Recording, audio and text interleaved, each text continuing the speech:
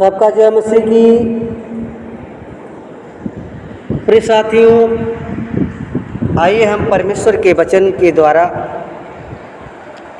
देखेंगे। वचन को पढ़ रहे हैं प्रियो, और परमेश्वर का ये जीवित वचन है, ये जीवन है। जब तक जीवन अगर आपको पाना है तो परमेश्वर के वचन को ध्यान से सुने और उस पर चलने का प्रयत्न करें।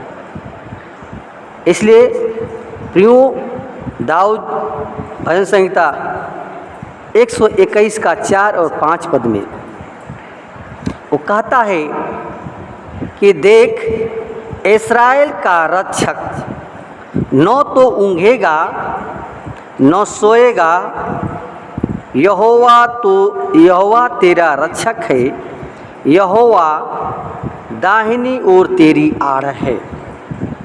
प्रियो, बहुत विश्वास के साथ दाऊद कहता है कि परमेश्वर जो है, उसने उस परमेश्वर को उसने जाना, पहचाना और विश्वास किया। इस प्रकार वो कहता है कि देख, इस्राएल का यानी हम सबका परमेश्वर जो है वो रक्षक है, वो ढाल है, वो हमारी हमेशा सहायता करता रहता है, वो हमको हमेशा देखता रहता है, वो हमेशा निहारता रहता है, और उसकी आंखें हमेशा जो है वो उसकी पलकें हमेशा खुली रहती हैं। वो कभी ऊँघता नहीं है और न तो वो सोता है, क्योंकि वो हमारा रक्षक है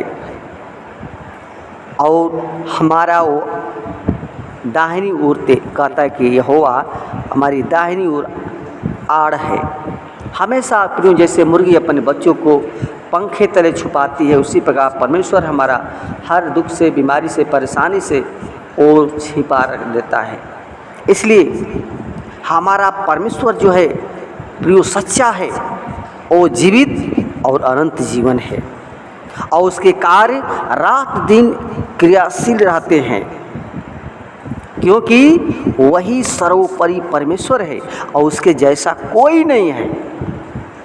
क्योंकि सारी सृष्टि को वही नियंत्रण में रखता है, और परमेश्वर इतना सामर्थी और जीवित है जो कि न ही ऊँघता है और न तो सोता है, क्योंकि उसकी आंखें दिन रात मनुष्य को निहारती रहती है, वो देखती रहती है हम क्या कर रहे हैं, कहाँ जा रहे हैं। दूसरा इतिहास 16 का 9 पद में लिखा है कि देख, यहोवा की दृष्टि सारी पृथ्वी पर इसलिए फिरती रहती है कि जिनका मन उसकी ओर निष्कपट रहता है, उनकी सहायता में वह अपना सामर्थ्य दिखाता है।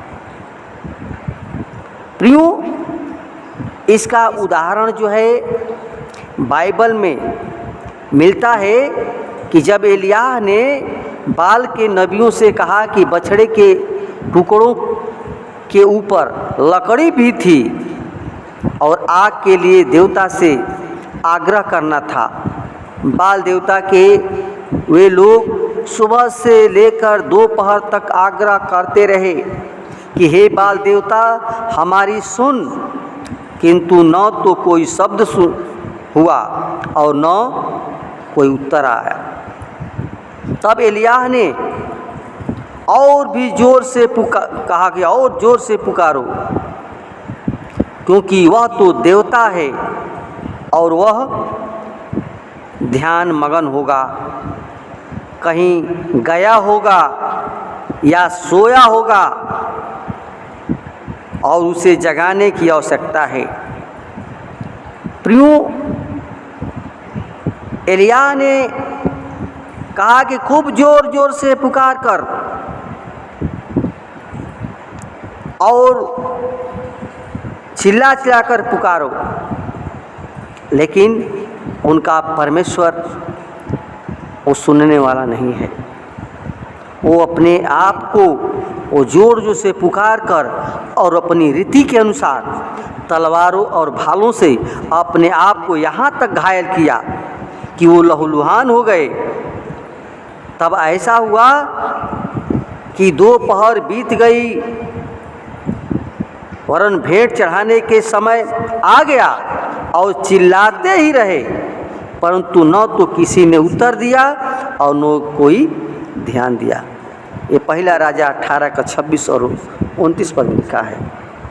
लेकिन प्रियो, वो जो हमारा परमेश्वर है, जो रक्षक है, वो हमारा ढाल है, वो कभी ऊँघता नहीं है।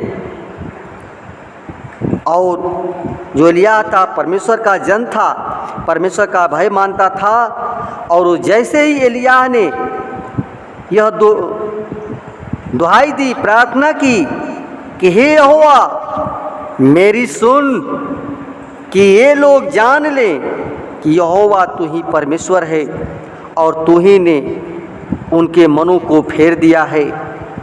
तब यहोवा की आग गिरी और उसने होम बलि को की लकड़ी और पत्थरों की धूल समेत भस्म कर दिया, और खाई का जल जो था, जल भी सूख गया। पहला राजा 18 का 37 और 38 पद में लिखा है प्रियो।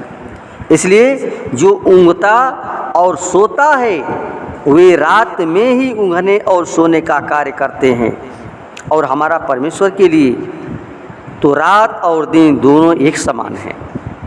इसलिए यदि आप भी ऐसे जीवित परमेश्वर के स्वर्गीय स्थान में जाना चाहते हैं, पाना चाहते हैं, तो वहाँ न तो नींद है, न प्यास है, न भूख होगी।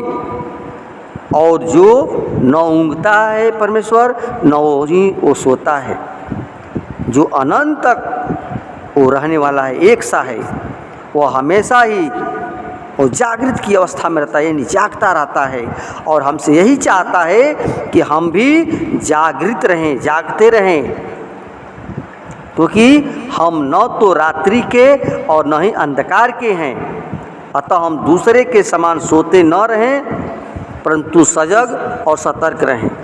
क्योंकि जो सोते हैं वे रात्रि में सोते हैं, और जो नशे में चूर होते हैं वे रात्रि में ही सोते हैं, रात्रि में ही होते हैं। परंतु इसलिए कि हम दिन के हैं, और आओ हम उद्धार की आशा का टोप पहनकर सतर्क हैं। प्रियो, पहला थिस्सलुनीके 5 का 68 पद लिखा है। इसलिए हम उस परमेश्वर पर भरोसा रखना चाहिए, हर बातों में भरोसा रखना चाहिए कि परमेश्वर हमको देख रहा है, जो भी कार्य करते हैं वो देखता है, जो भी उसको पुकारते हैं वो तभी हमारी सुन लेता है। जो परमेश्वर पर भरोसा रखता है उसकी सुनता है। इसलिए प्रियो, परमेश्वर के वचन के द्वारा परमेश्वर को आशीष प्रदान करें। आमीन।